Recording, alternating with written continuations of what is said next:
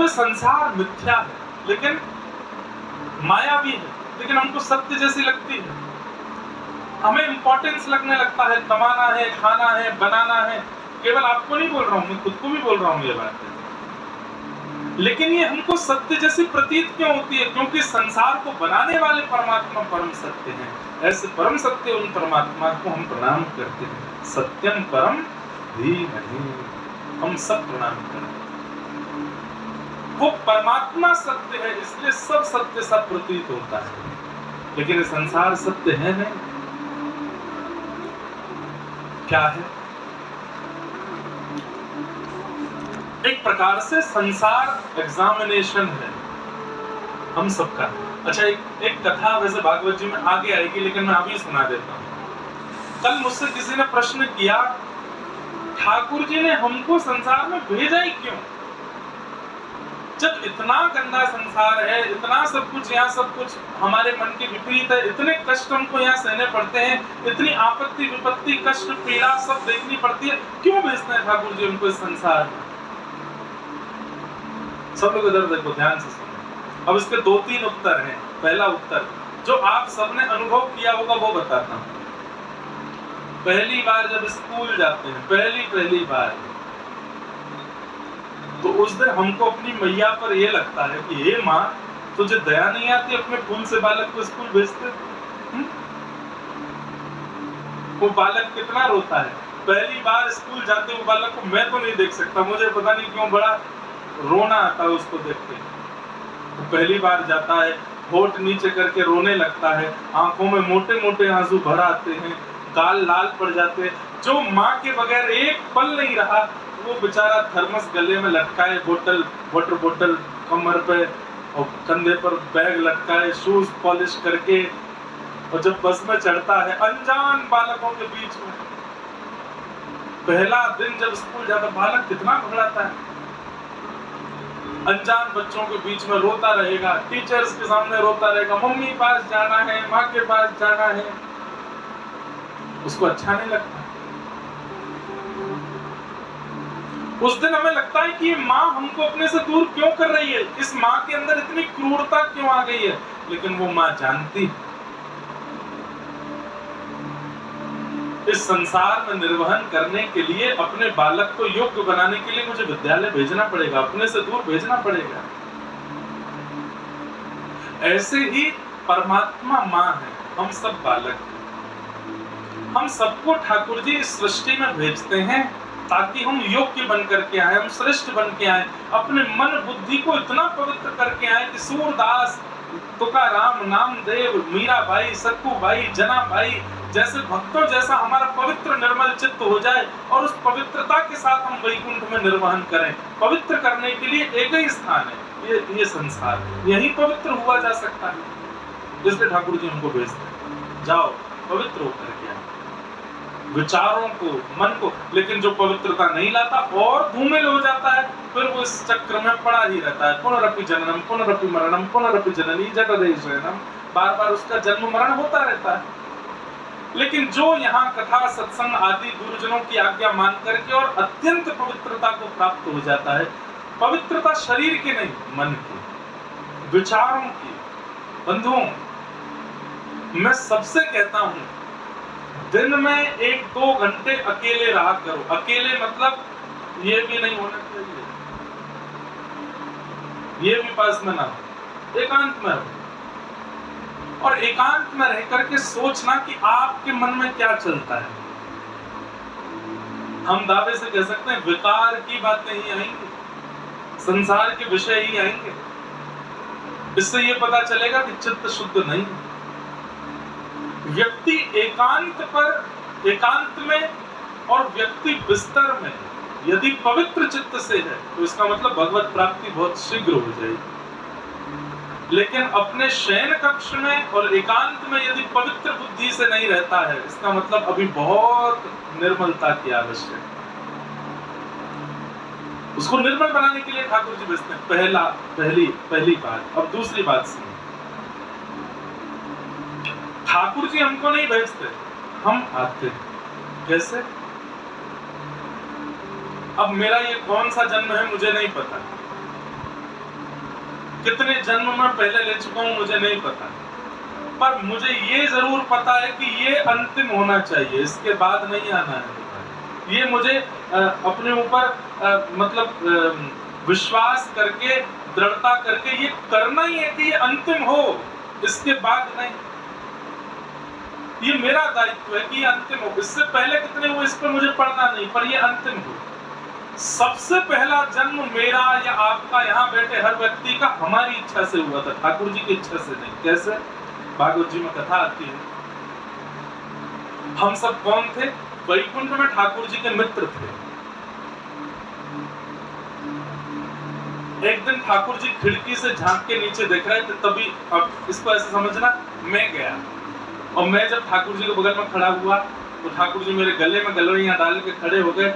नीचे जब खिड़की से झांक के मैंने देखा तो पृथ्वी दिखाई दी और मैं ठाकुर जी से कहने लगा, हे प्रिय मित्र, देखो ना कितनी सुंदर है, यहाँ के पहाड़ कितने सुंदर हैं, नदियां कितनी सुंदर हैं, अरे ये वन बगीचे देखो कितने सुंदर हैं, यहाँ के पक्षी देखो, पशु देखो कितने अद्भुत हैं।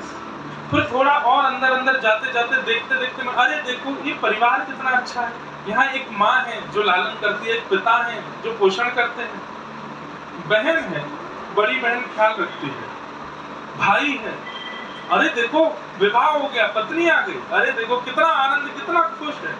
अब इसके बाद इसके बालक हो गए, संतान हो गई, अब उन संतानों की परवरिश कर रहा है। नाथ, ये बहुत अच्छा लग रहा है, मैं भी जाऊं? ठाकुर जी कहते नहीं, ये दूर से देखने में ही बढ़िया लग रहा है, इसके पास नहीं जाना है, ये बिल्कुल अच्छा नहीं है, बस थोड़ा सा घूम के आता हूँ ना मैं। नहीं नहीं नहीं, इधर नहीं जाना, चल चल वापस चल, मैं और तू साथ ही रहेंगे। नहीं ठाकुर जी, मैं एक बार तो घूम के आऊंगा यहाँ पर।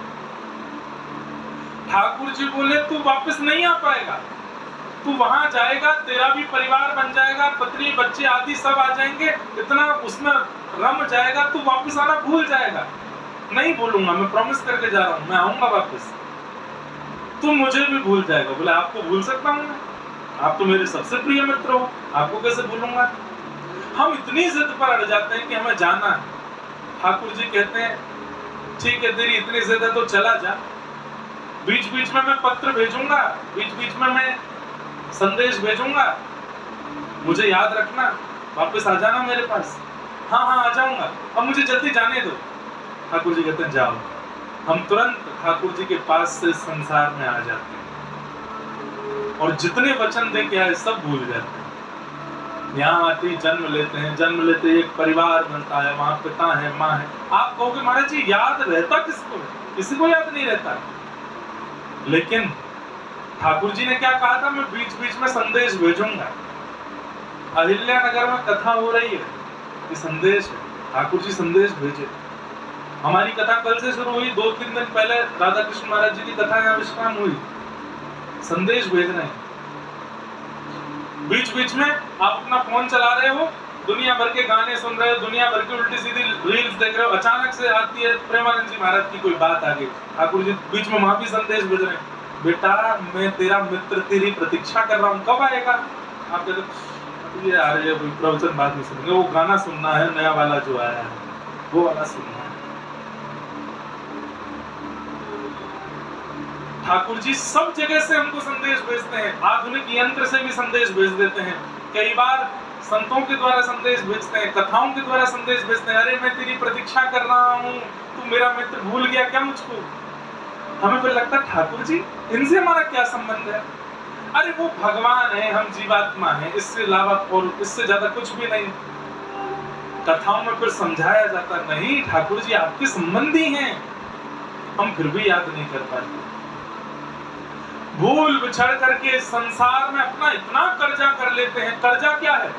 किसी के साथ छल किया, कपट किया, क्रोध किया, बुरा किया, काम किया, किसी का धन लूट लिया, किसी के साथ अनित किया, ये सारे कर्जे चढ़ते चले गए हम पर। ठाकुर जी तो तैयार बैठे थे कि अब ये मेरे पास आ जाएगा, लेकिन जैसे ही हमारी मृत्यु होती है हम ठाकुर जी के पास जाने लगते हैं, चित्रकेतु बीच में रोक देता है, अभी नहीं जा सकते। क्यों?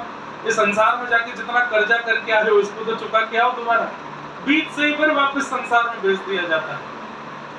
पुराना कर्जा तो चुकाया नहीं, इस जन्म में और नए कर्जे कर लेते हैं। इतना कर्जों का भार हमारे सिर पर भर जाता है, ठाकुर जी राह देखते रह जाते हैं और हम पहुंच नहीं पाते। लेकिन तब एक सदगुरु जीवन में आते हैं और वो सदगुरु आकर के अपना मंत्र प्रदान करते हैं, ज्ञान प्रदान करते हैं, भक्ति प्रदान करते हैं, ठाकुर जी की सेवा प्रदान करते हैं, भाव प्रदान करते हैं, प्रेम प्रदान करते हैं, त्याग प्रदान करते हैं, वैराग्य प्रदान करते हैं और उसके माध्यम से धीरे धीरे धीरे अपने अनेक जन्मों के कर्जे एक ही जन्म में खत्म कर देते हैं और खत्म करके फिर सदगति को प्राप्त होते हैं। तब ठाकुर जी वैकुंठ में दोनों भुजा पसार करके हमारा स्वागत करते हैं। अरे वाह, तू आ गया, मेरे पास इतने दिन घूम के आया। और हम जाते ही सबसे पहला क्या कहते हैं? दोबारा इस संसार में नहीं जाऊंगा, अब आपके पास ही रहूंगा, अब नहीं जाना मुझे। हम भेजे नहीं गए हैं, हम स्वयं आए हैं। पहली बार हम स्वयं आते हैं, फिर उसके बाद कर्म बंधन से हमको बार बार आना पड़ता है, 84 लाख योनियों में भटकना पड़ता है। इसलिए आपके गुरु शंकराचार्य कह के गए, भज गोविंदम भज गोविंदम गोविंदम भज मूढ़मते।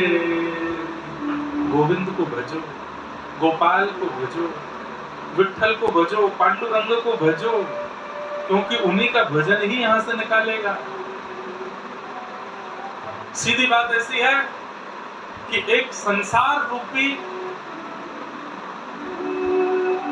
हॉल है जिसमें हम फंस गए हैं, एग्जिट नहीं मिल रहा है। कहां है?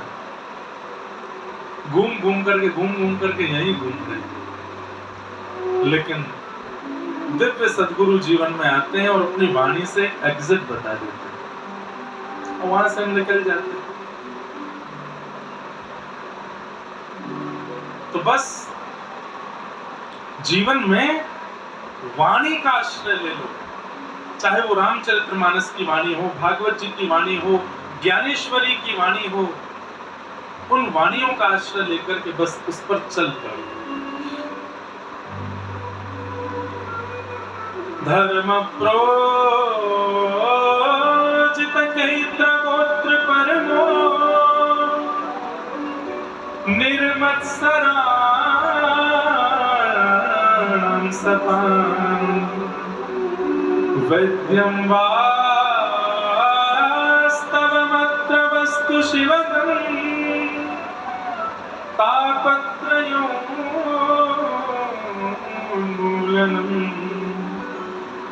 श्रीमद्भागवते महामुनिकृते किं वा परैरीश्वर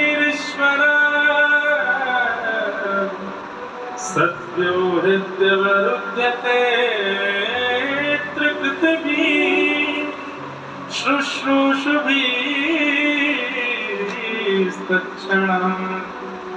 ये भागवत जी का दूसरा श्लोक। पहले श्लोक में हमने परम सत्य को वंदन किया और दूसरे श्लोक में 4 बातें बताई जाती हैं: विषय, अधिकारी, संबंध और प्रयोजन। बहुत ध्यान से सुनिए। सबसे पहली बात, भागवत का विषय क्या है? क्यों सुन रहे हैं आप लोग कथा? क्यों आप लोग इतनी भरी गर्मी में अपने कार्यों को छोड़ के, घर परिवार छोड़ के यहाँ कथा सुनने क्यों आए हैं? विषय क्या है? तब कहते हैं हमारे चित्त को परम धर्म की प्राप्ति हो। अभी धर्म तो आप सब लोग कर रहे हो, लेकिन ये धर्म परम धर्म में परिवर्तित हो, इसके लिए कथा सुनी जाती है। परम धर्म क्या है?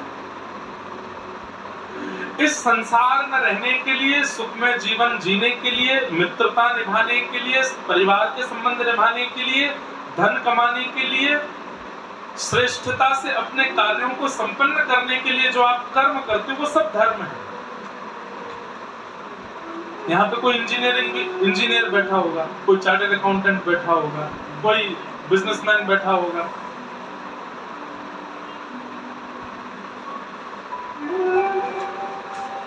कोई पायलट भी हो सकता है, कोई डॉक्टर भी हो सकता है।